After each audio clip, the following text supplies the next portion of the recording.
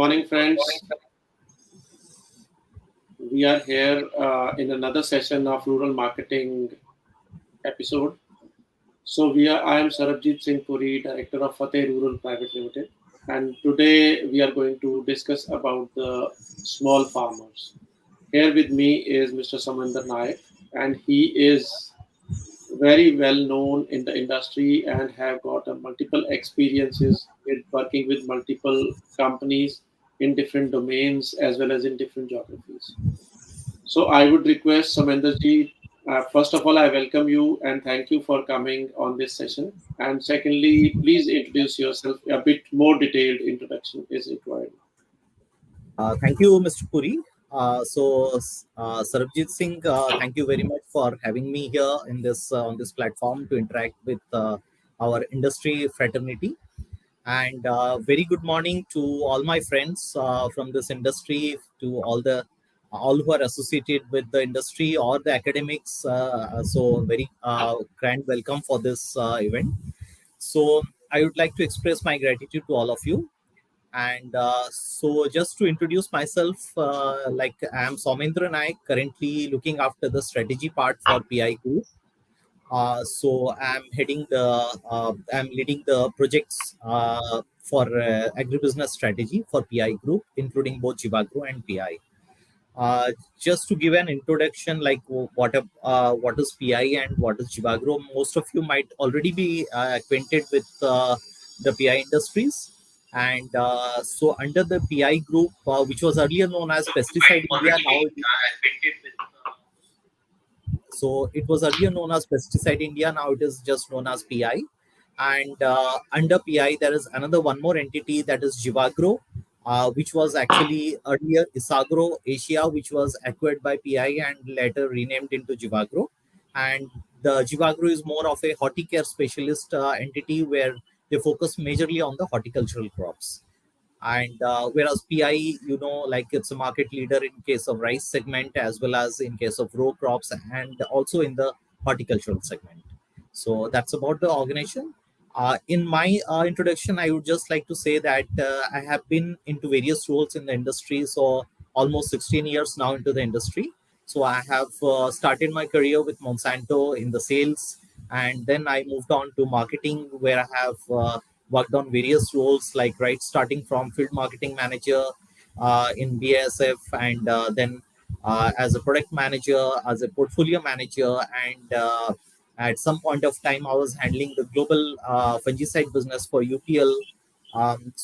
These are all various roles across marketing functions I headed, and I also had a stint with sustainability and stewardship, where I was heading this for India BASF entity, and under this umbrella, we used to do a lot of projects under sustainability and being associated on the sustainability business platform with various organizations like ITC, PepsiCo, and ADM, so such kind of organizations. And for a short stint, I was with the consulting domain, working with EY, Ernst & Young, and and then I decided again to move back to the industry, and now I'm at PI. So that's about myself. And today's topic is something which is very interesting and as well as very essential. We cannot avoid or ignore such a topic. Although I'll tell you why people have been avoiding and what has been happening in the industry pertaining to this particular topic.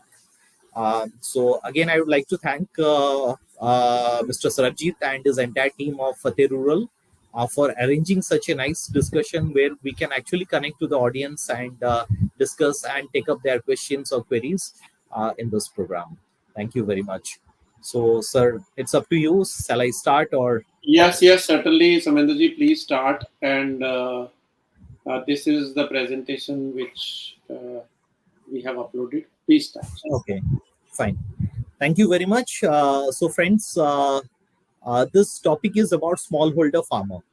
So if I talk about smallholder farmer, many of you might be having a doubt, what is a smallholder? So let me start with the basic definition of a smallholder.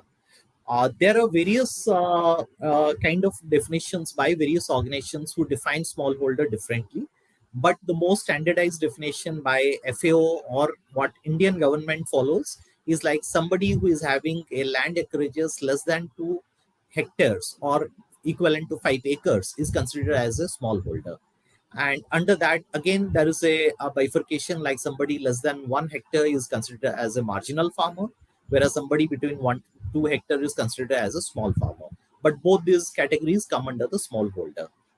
Now, why this is important? Because you might be thinking like being a smallholder farmer, this particular farmer would be spending very less amount of agri inputs, whether it is pesticide or fertilizer. So why is this person so important? Let me just give an example. This picture, what I have kept on this slide, is of a real farmer. The name of this lady is Jili. She is from a tribal belt of Odisha. And so Jili, along with her husband and 2 kids, they work on a farmland which is just about like 0.8 hectare. So that's a small size farmland. And on that farmland, they cultivate various vegetables. Like right now, we can see in the picture, they have cultivated and harvested brinjal. So one after the other vegetable, they try to cultivate so that they can manage their own home, as well as they can earn little bit of money for sustaining their family. So this is the story of almost 86% of Indian farmers. Because you would be surprised to know that 86% of Indian farmers come under this category of smallholder farmer. Uh, I hope you are able to see my next screen, Mr. Puri. Yes, yes. Okay. So let me put some facts and figures, because unless we put it in facts and figures, so people won't believe what is actually the reality. So the largest 1% of farmers worldwide, like who owns more than 120 acres, they occupy almost 70% of the world's farmland. Isn't that figure something very startling? Very Like strong. just 1% of the richest farmer, they are occupying almost 70% of the cultivated land of the world. And whereas it comes to smallholders, like 84% of the farmers worldwide are smallholder farmers. And they only occupy, like they operate around 12% of the agricultural land. And in that 12% of the land, they produce 30%, 35% of the world's produce. So this is where you see the difference. Like somebody occupying 70% is producing less than even 65%. Why 65%? Because there will be other middle farmers who will be occupying another 20%. So in this case, so somebody with just a 12% marginal land and producing 35% of the world's food in terms of value terms. So that is something which is very even motivating, as well as something that we cannot ignore. So this is a hard fact. Let me put some more facts so that you can actually know where we are, what is the current status of it.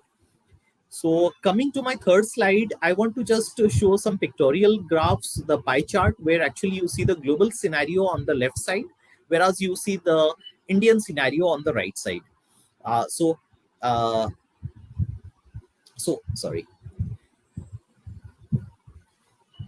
So this slide talks about the global scenario where, you see, like majority of the smallholder farmer are either residing in China or in India. Almost like 35% in China and 24% or 25% in India, and the rest of the earth is having very small and limited number of smallholder farmer. Because this is majorly when we go to Europe or when we go to North America, even in Latin countries, some countries like Brazil, the farmlands are very huge. Like I have been to one of the farms in Brazil where one farmer was having 30,000 hectares of land. A single farmer, 30,000 hectare, Even cultivating. now, even this Africa is also having a very big farmlands these days. Yeah, that's true. So, and this particular farmer was cultivating just two crops, cotton, maybe around 15,000 hectare, and soybean, another 15,000 hectare. You know, like what are the complications when you go for monocropping of a single crop? That's where actually this devastating pest incidents comes in. So this happens. So in that scenario, if you see, smallholder are a little bit safer because they have multiple crop options, and nobody is having a very large stretch of like 30,000 hectare cultivating a single crop. But from the economic point of view, the situation is very different. Coming to the Indian scenario, if I just talk about this table, what I have put on the right side, this is by the Ministry of Agriculture. And this data, what they have predicted, was of 2016. Because that was the last survey they had done, and this current census of 2021 is still underway, and which is going to be published by December 2023. And so this is the latest data what we can see. And in this data, I can point out that the smallholder, or the marginal and the small farmer put together, is about 86% of the land holding. You can very well see from this figures that from total of like 14.6 crore of Indian farmers, about 12.5 crores of Indian farmers come under this category of smallholder farmers. That's where like the major chunk lies. And not only that, this smallholder farmer, they occupy a land almost equal to 48% of the total Indian cultivable land. So that means they are almost like occupying 50% of the land, but 86% of the farmers fall under this category. So that's where the disparity is. And if you see the productivity or production wise, so these farmers are highly hardworking, because for them it's very important that they manage this farmland with their blood and sweat. Why I'm saying blood and sweat? Because if one season fails, or one single crop failure for them, is like they don't have any food to eat. It's like hand to mouth kind of situation for them, The stakes because are they very are high. totally dependent upon this particular 1 acre or half acre of land for their entire family, maybe of 4 or 5 or 6 members. But on the other hand, when it is a large farmer, he doesn't care. Like he may be having 20 hectares. So out of 20 hectares, if 5 hectares fails, or 5 hectares there is a shortage of irrigation, so he doesn't care, because he has another 15 hectares which can support him. And this goes on multiplying also. So there actually the need for the smallholder becomes more essential, and there actually the concerns also rise more. Now I'll go to the next slide, where I have projected the same slide in a more detailed manner. And like you can see the total percentage of area. You can see like total 48 percentage of area is occupied by the smallholders, almost 86% farmer. Whereas the balance, you see like almost 28% is occupied by medium and large farmer.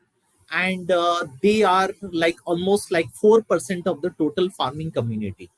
So 4% occupying 30% land area, and 86% occupying 48% land area. So that's the disparity what we see in Indian agricultural scenario.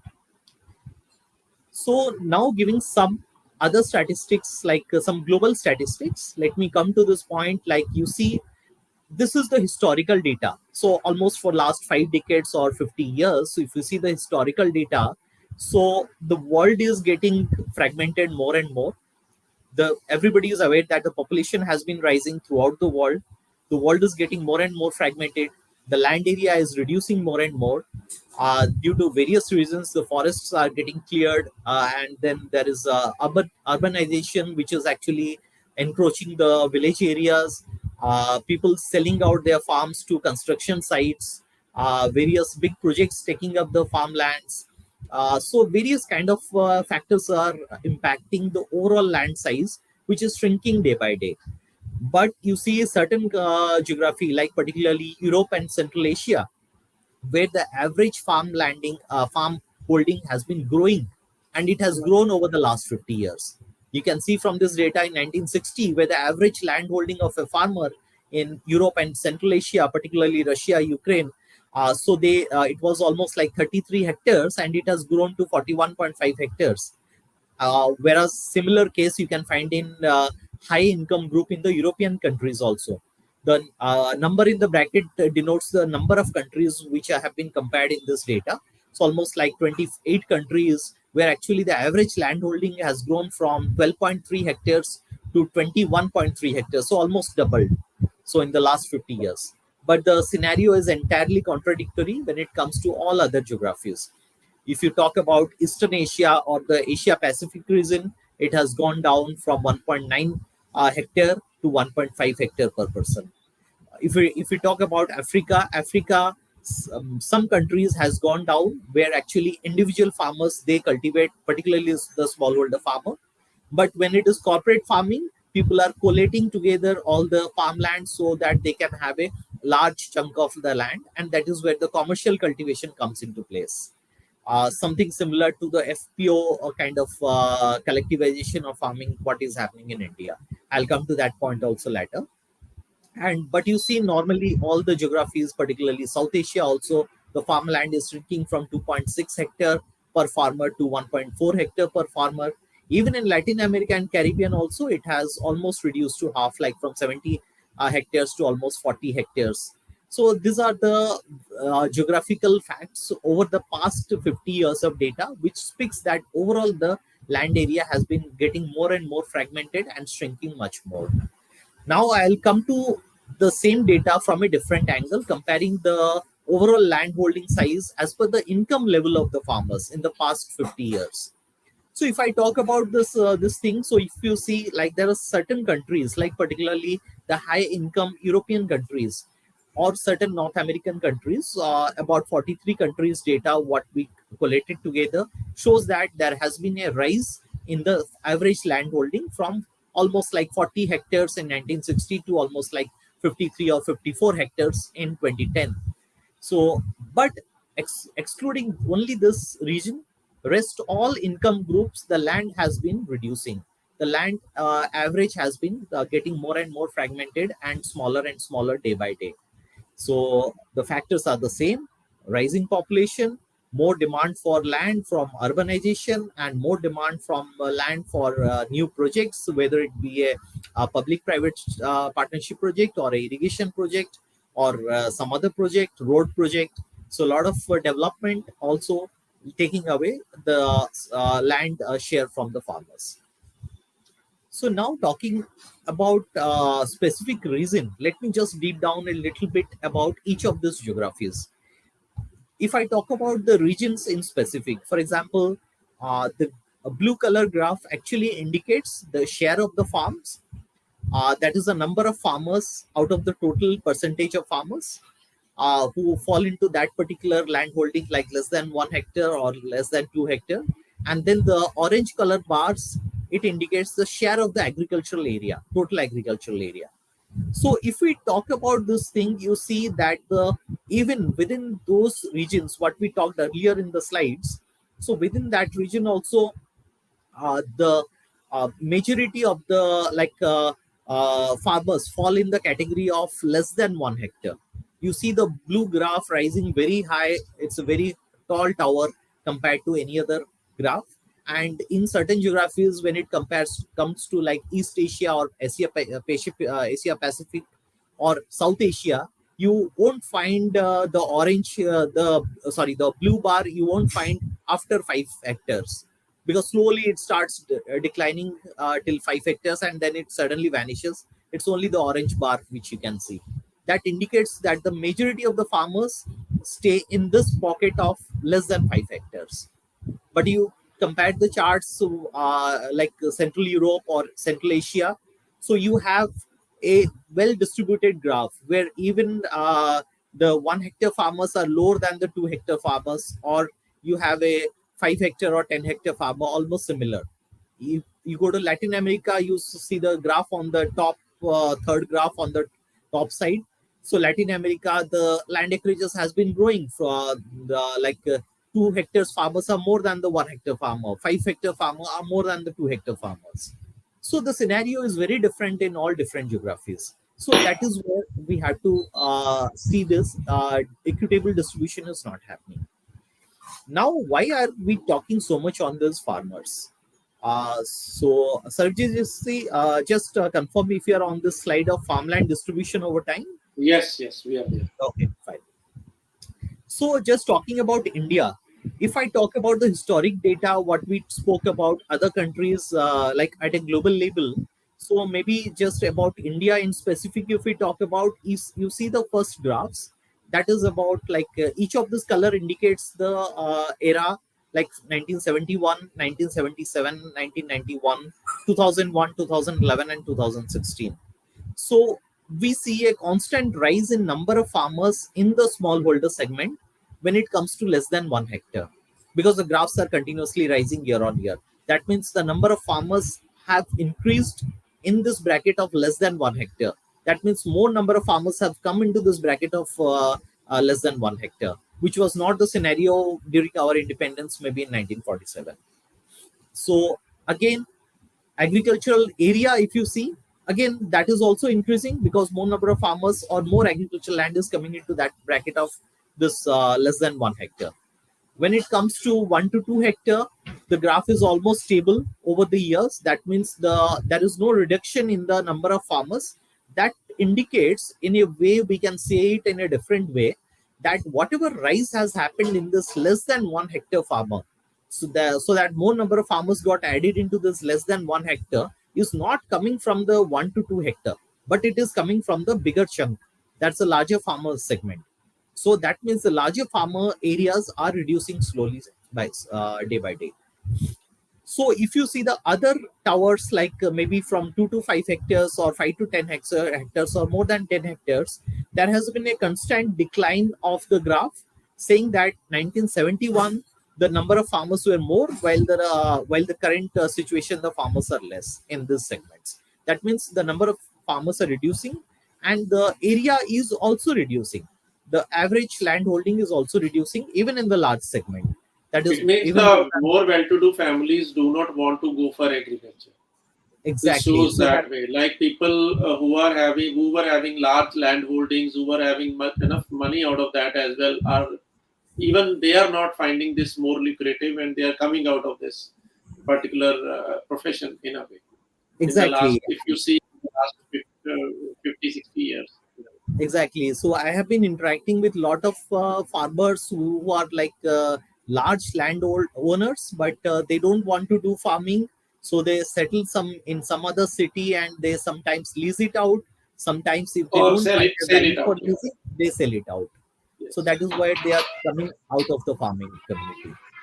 So, what So do you find, Saumendra ji? There lies the question: ki, if a well-to-do or a well-educated people, in a way, the people who are having more money, mostly in India, they get mostly the children are well-educated, maybe from good universities, and they are knowing a lot of knowledge also. But why? What do you see as being a agricultural professional from the last 16 years? What do you see? Why they are leaving agriculture? Are they not finding it lucrative, or what is the reason behind it? Sarabjit Singh, you have like asked a very relevant question. So I'll share it with two different like interesting examples. So one is obviously the people who were traditionally farmers. They are trying to get out of that farming community, so they are trying to switch into other professions. So one of the reason is obviously the profitability or the bottom line or lucrativeness is coming down. uh, there are various reasons for it. Maybe the middleman, maybe the like a kind of rising cost of inputs. So and almost stable kind of commodity prices. So a lot of factors are affecting that. uh, but there are other people also who are coming out of this because they don't want to get associated with farming, because somehow they don't enjoy that kind of pride which they used to say earlier by saying that we are a proud farmer. So this situation I have observed across many young people in the farming generations, the current generation, and so they want to associate themselves as a different at a different level, even if they get into some kind of enterprise or some kind of business. So they define themselves as an entrepreneur rather than a farmer.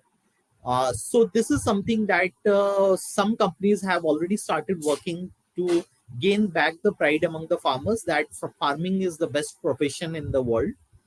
But again, it will take some time for the change of the mind, because I have interacted with a lot of farmers in Latin America as well as Southeast Asia, like Philippines, Indonesia, where they feel very proud to be a farmer.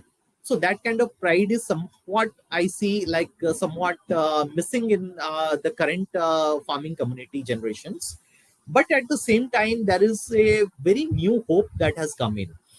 You might be aware, like there are a lot of agtech companies. There is a agtech revolution which has happened in the last 5 to 6 years. Like lot of agtech startups which has come in, and if you see, most of these people are from IT background, particularly from information technology background, either a IITN or maybe a IITN and a IIM guy, or maybe they have done their master somewhere in US or Europe, and they have got into agriculture because they found not only this profession is a tax-free profession, but Yes. also this has immense scope to increase.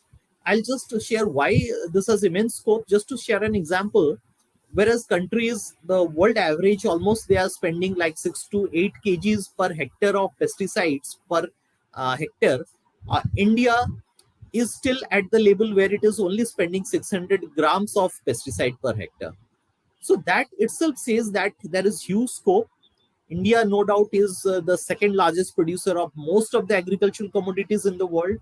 And if somebody has want to practice agriculture, somebody want to get into agriculture where there is no limit, then other than India, there is no other better opportunity than India. So obviously, so the new generation, the most educated and elite class, they are coming back to agriculture. That itself has resown a new hope in the Indian agriculture.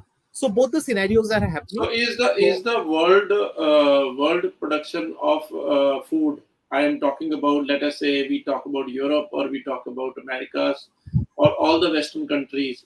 The production of food is quite expensive there in exactly. comparison to our country.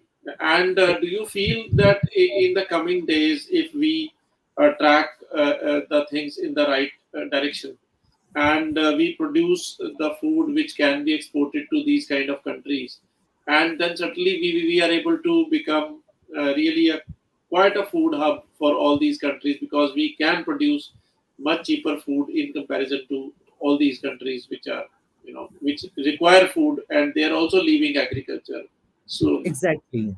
So Sarabjit Singh, what you are saying is very right. So it's not just the expense or cost of production, but I'll give another angle to it. It's also about the quality of the produce. For example, India is like a non-GMO country for all food crops. So that gives an opportunity for India to export non-GMO soybean to the rest of the world. Whereas all other countries who are exporting soybean, maybe Brazil or entire Latam or US, who are the major exporter of soybean, they are all GMO soybeans. So when it comes to non-GMO, so India is the only option they have. So that itself fetches the highest price in the market. So from this like such angles, not only this was just one example, but there are many crops where actually we have that advantage, because it's not just the cost of production, because here it is very low compared to European countries or North American countries, but also the quality of produce that is also of immense value and fetches higher price when it comes to export market. So so do you see it that way, that the real value of the crop is not being passed on to the farmer community, which is actually hitting hard on Indian farming scenario? Yes. Is that the reason, or Yes. will that gap? Do you see in the coming future that gap to be reduced, or at least be at a reasonable level? Yes. So now many big corporates, they are trying to reach out to the farmers directly. But why I chose this particular topic was the reason behind this, because the corporate can never be able to reach to 86% of Indian farmers, or about 13 crores Indian farmers individually, just who is having like 1 hectare of land. That is one of the major challenge or concern where they are not able to reach. Although the intent is very loud that they want to reach out to these farmers, but they are not able to reach. Now, this smallholder farmers, if we can club them together, maybe for a collective farming or under some kind of FPO or maybe a different kind of contract farming, so then it becomes much easier for the corporates to reach the farmers. And not only that, the farmer will materialize higher pricing, or they can actually gain more price compared to what they are selling to the traders or middlemen. So in a way, you see in the coming days there can be a bit of change that the Indian farmers are able to get more money for their value for their produce, right? Exactly. So now even the government also are trying to form like some groups, some like a collective farmer association. Like for example, I'll just give an example, like the small tea growers in Assam, or maybe the small tea growers in Valparai in Tamil Nadu or Kerala, Munnar.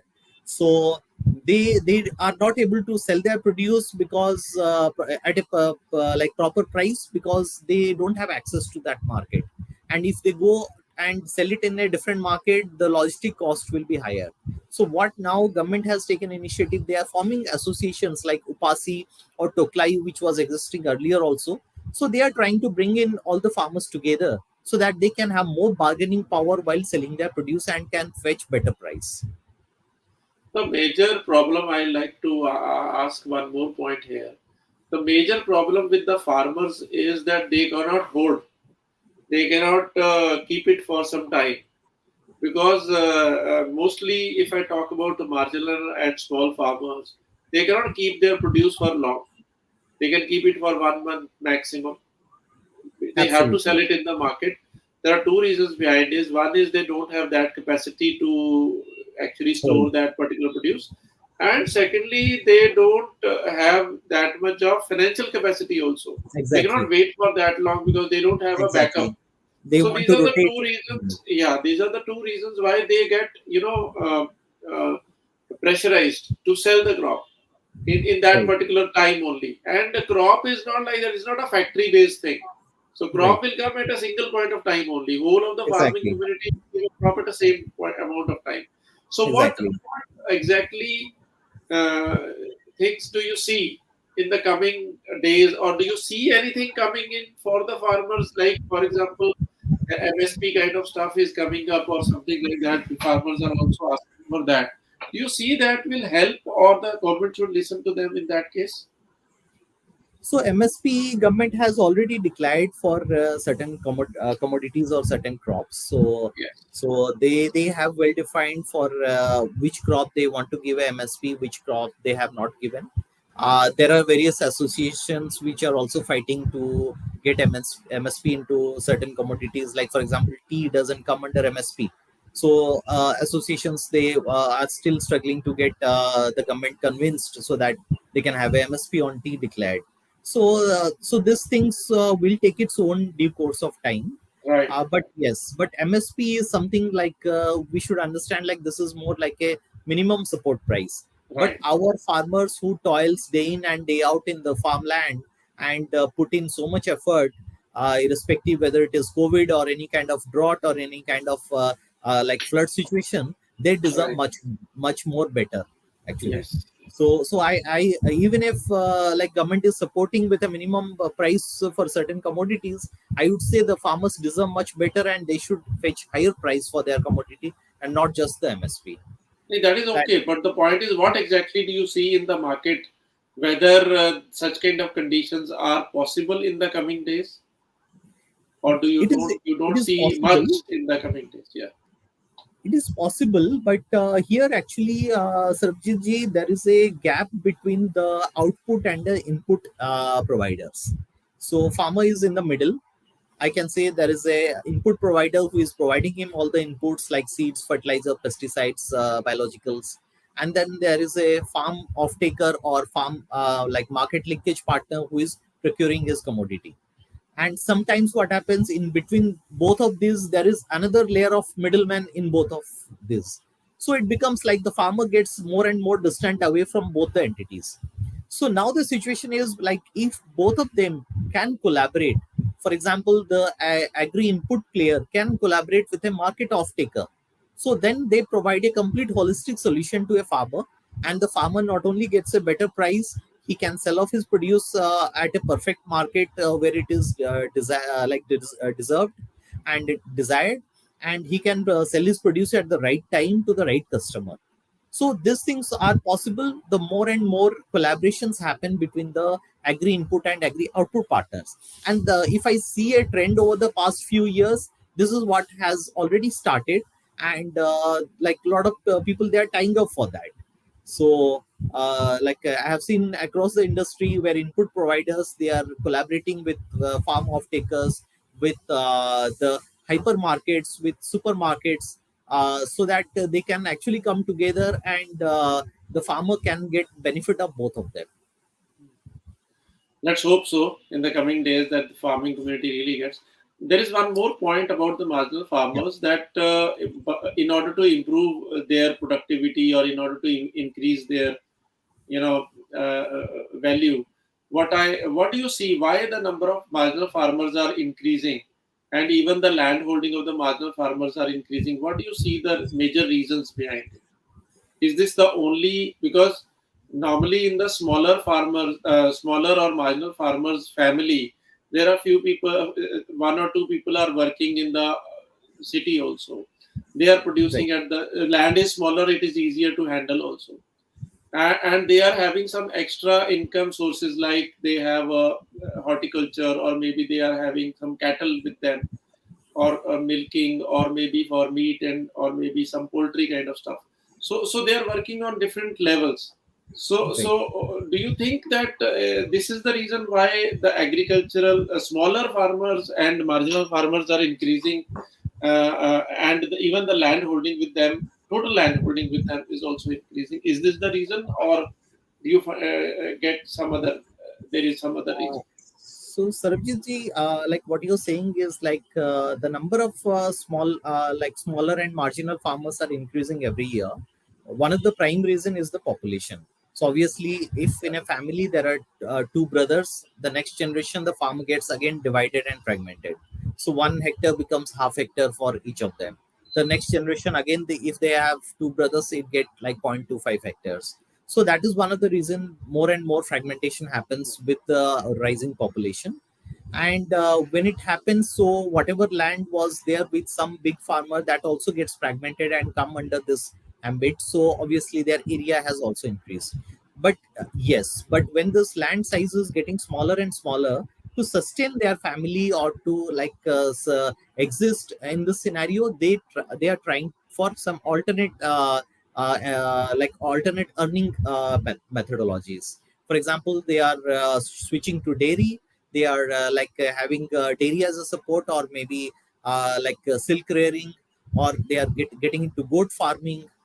So various kind of things they are getting into, or maybe into fisheries or shrimp culture, so that actually they can whatever earnings they are losing from the small farm, they are trying to compensate it through some other earning methodologies. Even their So children are working in the cities yes. So nearby. So yeah, in a way, yes, they are getting some education they have got, and they are doing some yes, jobs. In a way, yes, they are compensating that way. yes. So they are also a kind of source of income, because they know that from half acre of land we cannot sustain a Survive only. family of Yeah. 5 people. So maybe somebody working outside can support it more. So that's also one of the reason. Okay. So shall we Great. move ahead? Yes. Yes. Yes. Yes. Okay.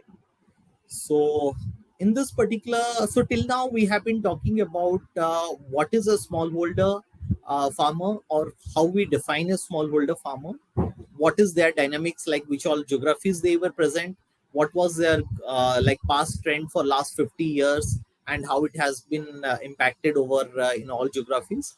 But now let us just again focus on few points, like what are their concerns actually, and where is the challenge coming from. Like for example, this part I have already discussed, like the total land acreages, how it is divided and fragmented between different categories of marginal, small, semi medium, medium and large farmers.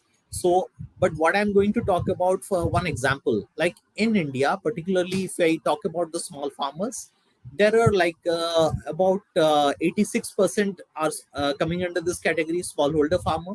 who are like less than 2 hectares of land, and they are almost 125.8 million smallholder farmers in India, to be going in terms of numbers, if I talk about.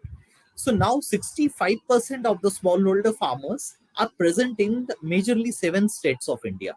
These are the 7 states like Bihar, Haryana, Punjab, UP, West Bengal. So and 2 more states. So these are the states actually where 65% of the smallholder farmers are residing.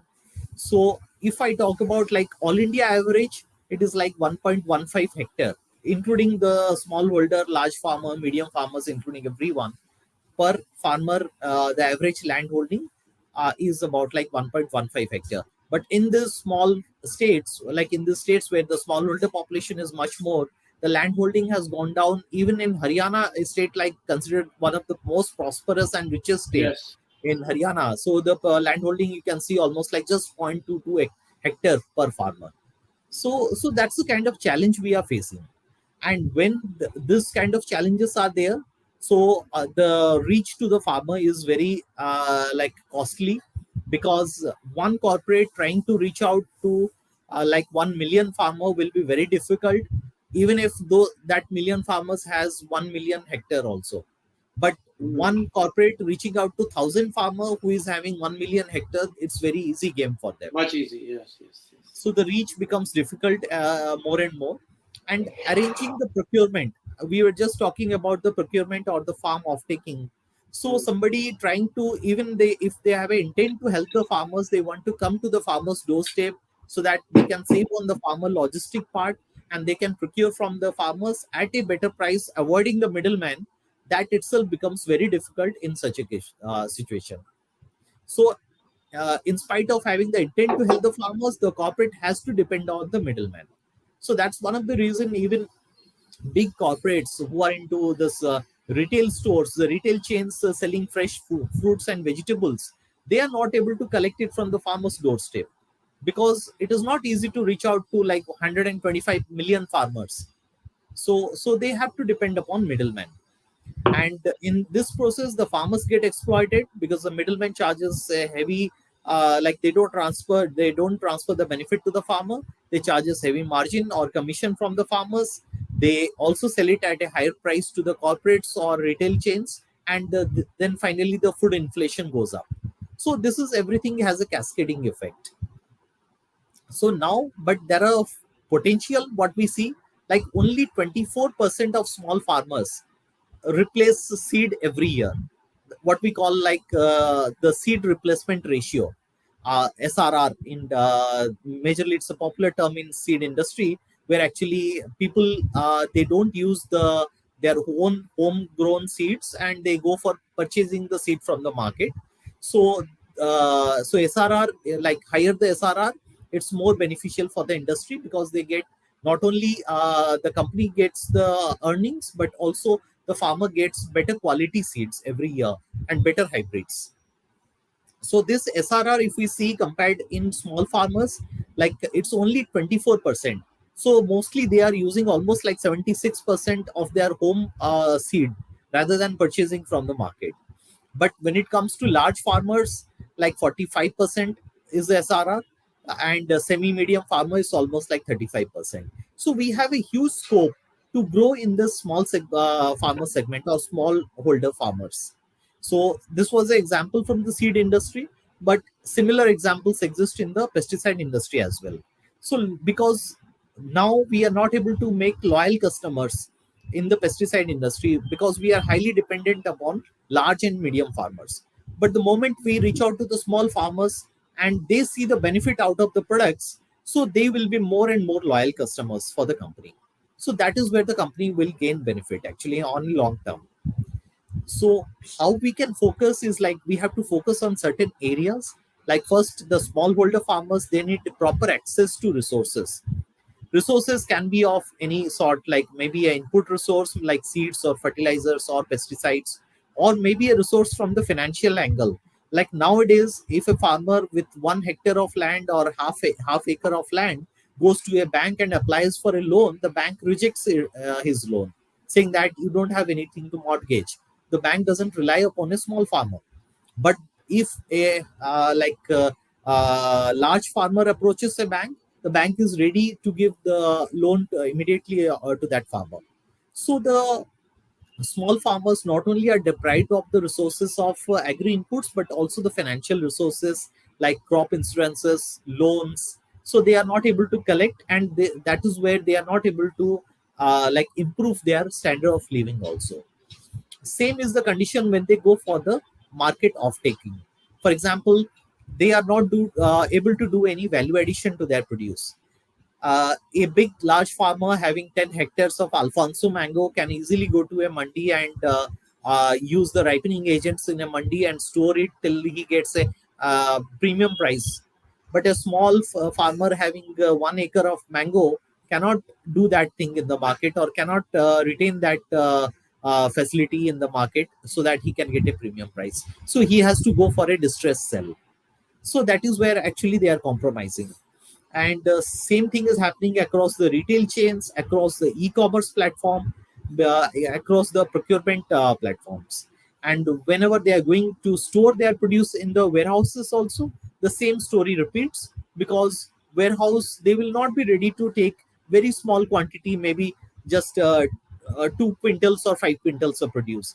They will be more happy to entertain where somebody comes with 2 tons or 3 tons of produce. So these are the places where smaller holder farmers are facing major challenges in the industry. So it is not just the growing of the crops on their field, but also even after producing and harvesting those crops, they are not able to get any kind of benefit from the other partners. So aggregation, handholding, and collaboration. These are like three key components which can actually help the smallholder and improve his entire life. So when I say aggregation, it's more like aggregating the land together or the produce together after harvesting, and it can happen through FPO, it can happen through contract farming, it can happen through various corporates coming in, joining hands with the farmers, like SHGs and other associations. Handholding is required, obviously, for crop advisory. Handholding is very much required to give them the right product, access to the right product, the availability of the product, and the if they are able to purchase it on cash, so they should be have the right to actually get the right product on right time. And collaboration, which I already mentioned, like it's very much essential when it comes to like the backward and the forward integration. So both should come out and approach towards the farmer. The agri input companies more and more should collaborate with the farm off takers or the retail chains or the farm producer procurement companies, so that the farmers can have the entire benefit out of that. So in a way, India needs a proper platform where all the stakeholders should come together at a single place, so that the farmer can get a better price also and get better options also, and it should be at a better place to get better to negotiate for his crop. You know. Exactly.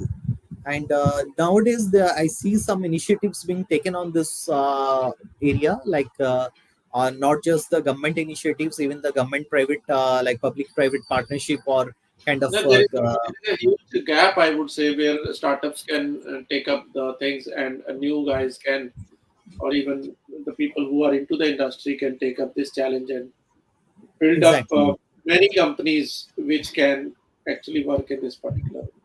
exactly. So, I'll because just India is a very big country, and even a single state is enough for a company to work in the right way. Exactly. I'll just share an example. Like a couple of days back, I was attending a international conference on sustainable edible oil.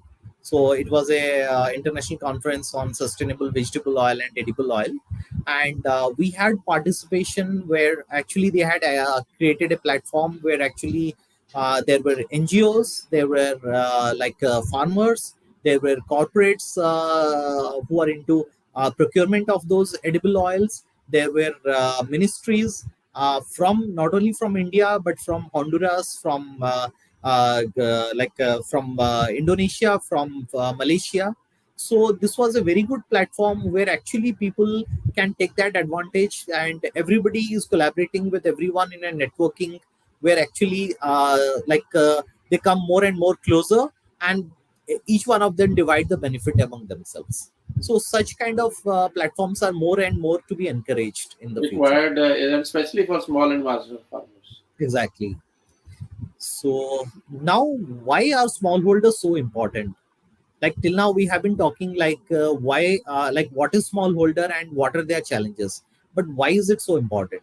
If we ask this question now, it is not a charity actually for big corporates or agri-input companies to look into the smallholder element, but it is a necessity now, because more than 100 608 million farmers worldwide are coming under this category of smallholders, and more than 90% of which are family farms, and they occupy almost 70 to 80% of the farm produce, and 80% of the food is being produced by smallholder.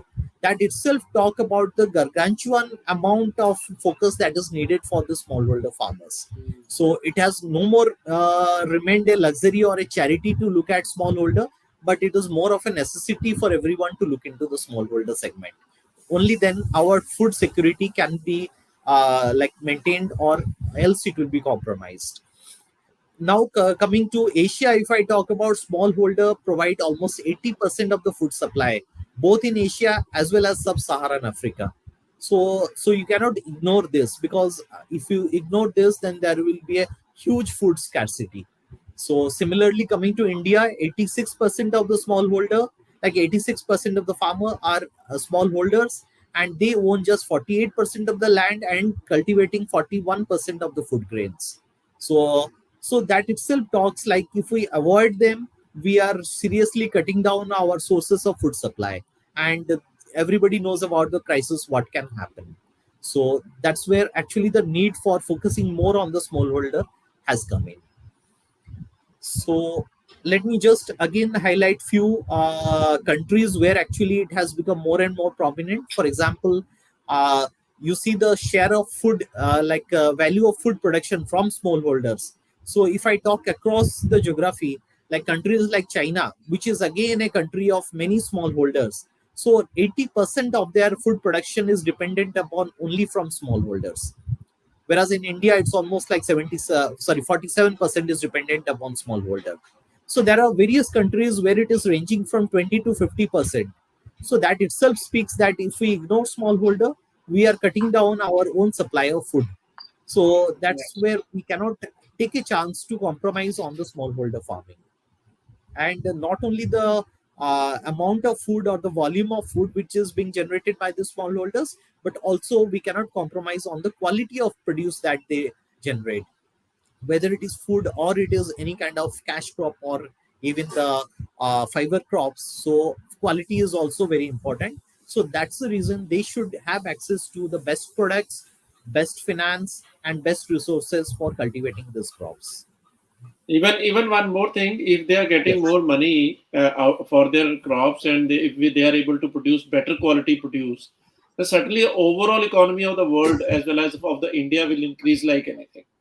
Exactly.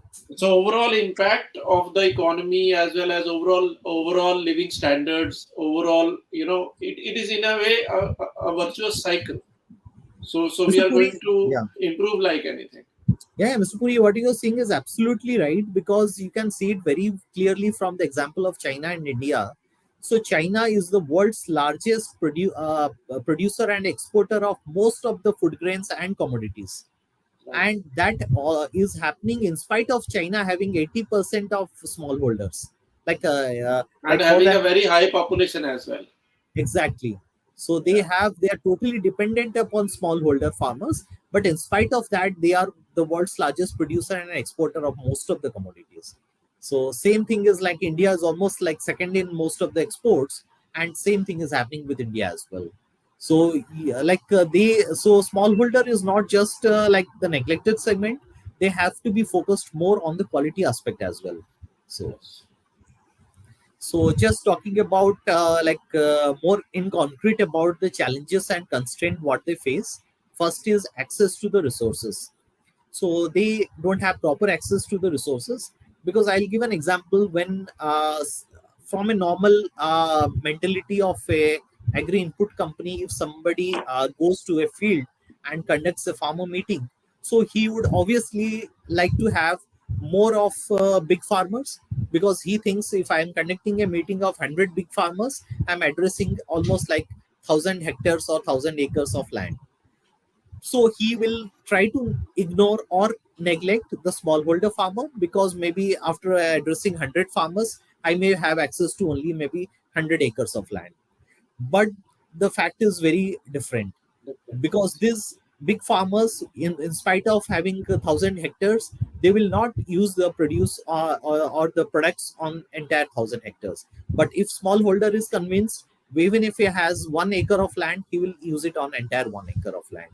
So there, the access to the farmers, not only in terms of access to the products, but access regarding the awareness part is also very important, about the dose rate of the product, how to use it, how to mix it, when to apply, on which pest and disease. So this kind of awareness, what has been communicated day in and day out by all the agri input companies to the farmers, they should focus more and more on the smallholders as well.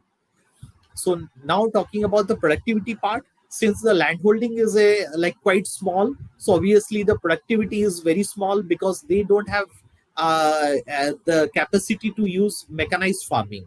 They cannot go for drone application. They cannot go for tractor using tractors on their field. So this obviously have a lot of factors where actually it declines their productivity overall. Their production goes down. Similarly, the agronomic advisory. So not only the private sector, even the government KVKs, they should go and more address the smallholders, or giving the right advisory for growing the best quality crops, the best produce, increasing their productivity. So they should come on a regular time basis. They should come to the smallholder farmer. Talking about the high cost of farm mechanization, obviously a person having a fragmented land of like half acre or 1 acre is not possible. It's not feasible to run a big tractor in his field. But obviously if they can collate together, maybe some 100 farmers coming together, so they can hire a drone, they can hire a tractor, they can hire some other equipments for like tractor mounted sprayers or boom sprayer, where actually they can easily irrigate or apply any pesticide or fertilizer to their field. So this kind of things can happen if they can come together. And again, the problem of market linkages we discussed, because a big retail chain will not go to a single farmer to procure just 2 quintals of produce.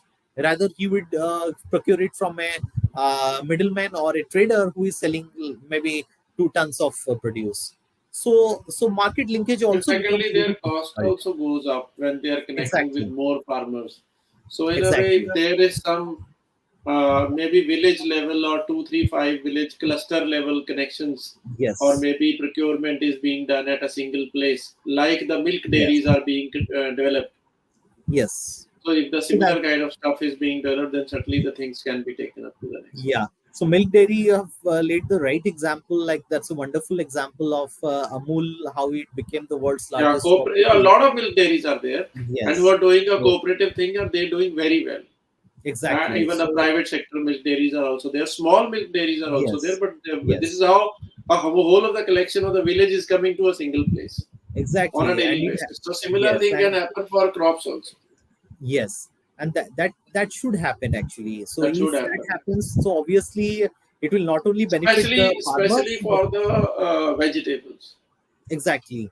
So all the which are a perishables. regular, frequent coming produce. Yeah, the perishables part. Yes, And so this will not only help the farmers, this will help the companies as well, the big corporates who are into procurement, yes, yes, yes. because they can collect from a single point of contact, so they A do kind not of milk collection center, they can build exactly, vegetable collection centers kind of stuff. exactly. And same is the case happening with export orientation. For example, if a, small grape farmer wants to go for export, so there are various documentation and certification which has to be done on his farm before he can export his grapes to Europe.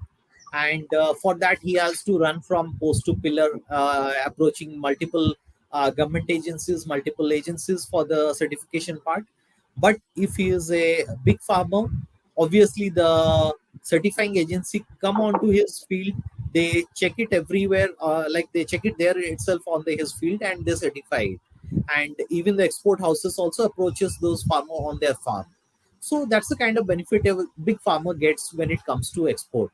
So if the farmers, smallholder farmers can collaborate together, so they can also enjoy that kind of a benefit. So I'll just touch upon these points because most of the points I have already discussed. So like smallholder farmers, like we need not give them a single product or a single service. What they need is a like complete all-round holistic approach. It's a complete solution that needs to be offered or delivered to the smallholder farmer. So whether it be in terms of crop advisory, or whether it in terms of like farm produce off taker, or in terms of information sharing, like for example weather information, or maybe like mandi prices information, so or about new pest and disease incidents information.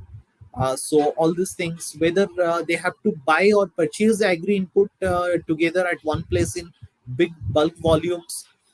So all these things will actually help them in a bigger bargaining power. So they will have better bargaining power for the finance. They will have better bargaining power if they are either leasing in the agriculture machinery, or taking it on rent, or from some CMC they are taking, or even they are approaching some micro irrigation companies for subsidy from the government side. So this all will help if they come together, and or somebody form them together as a one body. So that will help the farmers, or the smallholder farmer. So what they need is like complete holistic approach. It's not a like single product or a single service that will help them in this farming. So now I'll just touch upon the last part of it. That's overall, if some corporate or some agri input company, or even the procurement companies who are into procurement of fresh fruits and vegetables, or procurement of grains, or processing of foods, they want to collaborate with the farmers. So this is one approach which I thought of, and this was more from my thinking that what can be done to approach the smallholders. And they can start with the potential market identification, because there are certain states, as I highlighted, where you will find more of smallholders, and certain states where there are less of smallholders. So the proper markets identification is required based on geography, based on crops, based on the farmer profile, based on demography, psychography, and even the consumer buying behavior. Similarly, after this segmentation or market identification is done, then the market analysis has to be done based on different dynamics. For example, the demographic segment of the income group, the investment capacity, how much the farmer can invest, how much the farmer is expecting a ROI on their produce, how much is the land holding, the awareness level, the alternate opportunity like dairy or fisheries or goat farming, what they have. So based on that, this analysis can be done.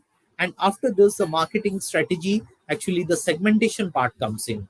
So where the STP, or the segmentation, targeting, and positioning for the final value proposition, the customer value proposition can be done. And then they have to go for the designing of the modus operandi. It may vary from company to company based on geography or based on the crops they are focusing. So for an agri input company, it may be very different. For a procurement company, it may be very different design. But obviously, it will fall into the same steps like identification of the requirement, or what is the scope, and then alliance selection, because they cannot do it alone. They have to collaborate with other partners, like maybe a procurement company of seed has to collaborate with fertilizer, has to collaborate with crop protection, has to collaborate with even finance or bank or microfinance. So this kind of collaborations are required. So they have to select the proper alliance. Then alliance formation has to be done, and then operating model and responsibility, and finally the stakeholder benefits has to be clearly defined, who is going to get what out of this entire entity. Similarly, after this, they have to go for pilot testing, because after pilot testing only they can actually see what changes or improvement has to be done. Because till now they have been just formatting at a paper and pen level, and now once they test it out in the field, so obviously they'll come to know that after testing it out in the field, will there be any improvement which is further required, and then they can go for the final evaluation and improvement and then implementation of this project. And post implementation, they have to record it in a proper score sheet or balance sheet, and then they certify those recording through authentic bodies or third party agencies, and then improve upon the plan every year on a regular basis. So these are the steps what I thought of, like in approaching a smallholder farmer, for engaging him for the entire value chain which has to be done. So that's all from my side, Mr. Puri. So it's over to I you think, now. yeah, it was a really great session and very informative, because it was a very different session. Vivek says great session and very informative. Thank you. Thank Thank you, you very Vivek. much. So it is basically what I feel specifically is that a role of marginal farmers is not only we think them as our fellow Indians or fellow citizens of the world, but rather they are producing more efficiently, first of all. So when they are producing more efficiently, and they can produce much more efficiently what they are doing now. So in a way, if I talk about the business terms of any input industry or any company, then certainly they can invest more in their crops per acre. Per acre investment can be increased, and normally it is high, and it can be increased more. And secondly, they can get more money out of it, so the larger chunk of money will be distributed in the larger people.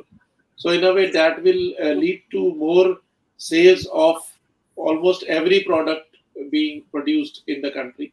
So in a way, it is a virtuous cycle which will end of the day improve the economic cycle, and end of the day improve the overall economy, as well as the level of living as a citizens of the world, or maybe citizens of the country or of India. So this is what Exactly. I can see out of this Very true. presentation. Very, very true, Mr. Puri. So, Mr. Puri, what you are saying is very true, because we are just sitting 2 days ahead of Gandhi Jayanti, and it still reminds me like what Bapu had once shared, that the life of India exists in the villages, in the Yes, rural yes. communities, India and lives in its villages. Yes. yes, and unless we develop that part, or every farmer develops, so we cannot develop India.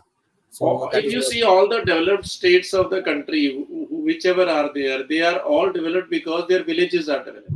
exactly If you see all the developed states, wherever all the developed areas of the country, you go through them, you see the developed villages. That is why those areas are developed. very That is true, why very those true, states are rich. That is the reason. So we have to very work on it. Thank you, Saumendra for coming on such a small, uh, in a small time, and you have given a wonderful presentation. And thank you thank very you. much for coming. Thank you, Sarabjit ji. Thank you for providing this platform. So it was wonderful interacting with you, and I hope like audience also might have found it useful. And even I would like to express my gratitude for audience who have attended it live. And you can post your comments if you have any questions for or any clarity. You can post in the link, and we'll try to answer. And Yeah. thank you once again for providing such a platform. Thank you very much. Thank you, sir. Thank you very much.